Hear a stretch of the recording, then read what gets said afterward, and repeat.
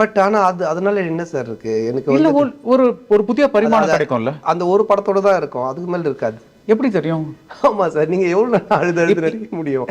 ஒரு படம் நடிகல அழுது அதை நீங்க பார்ப்பாங்க. சிரிச்சு சிரிச்சு இவ்வளவு படம் நடிச்சிருக்கீங்கல்ல. சிரிக்கிறது ஓகே சார், ஏன்னா சிரிக்கிறது நீங்க வெரைட்டி காட்டலாம், சிரிக்கிறது நீங்க நிறைய விஷயங்கள் மாத்தலாம், சிரிக்கிறது நிறைய பண்ணலாம். சிவாஜி கணேசன் அழுகையில எவ்வளவு வெரைட்டி காட்டிருக்காரு. ஆமா, சிவாஜி சார் அழுகையில அவர் வெரைட்டி காமிச்சாரு. இஸ் a legend, ஓகேங்களா? அவர் எனக்கு தெரிஞ்சு நீங்க சொன்ன மாதிரி 80% அவர் முடிச்சிட்டாரு. இருந்த 20% கமல் சார், விக்ரம் சார் இவங்க எல்லாம் வந்து முடிச்சிட்டாங்க. எனக்கு தெரிஞ்சு இதுக்கப்புறம் காட்டுறதுக்குன்னு ஒன்றும் இல்லைன்னு தான் நான் நினைக்கிறேன். அப்படி இருந்தாலும் மேபி நீங்க சொல்ற மாதிரி அந்த ஒரு படம் இல்லை மேபி என்ன வந்து பயங்கரமா காட்டலாம். ஐயோ பயங்கரமா நடிச்சிட்டாரு, அழுது பயங்கரமா எமோஷன் பண்ணிட்டாருன்னு அப்படியே காமிச்சு அது மாதிரி நிறைய படங்கள் பெரிய டேரக்டர்ஸோட வந்தா கூட என்னால போய் அதை நடிக்கவே முடியாது சார். அந்த காலில் கிளிசர்னை போட்டுட்டு போயிட்டு அழுது ஃபீல் பண்ணி அது தியேட்டரில் பார்த்து ஜனங்கள்லாம் ஃபீல் பண்ணிட்டு அவங்களாம் போகிறதே எனக்கு அந்த ஐடியாவே இல்லை. புரட்சி தமிழரின் எழுச்சி பயணம். மக்களை காப்போம், தமிழகத்தை மீட்போம்.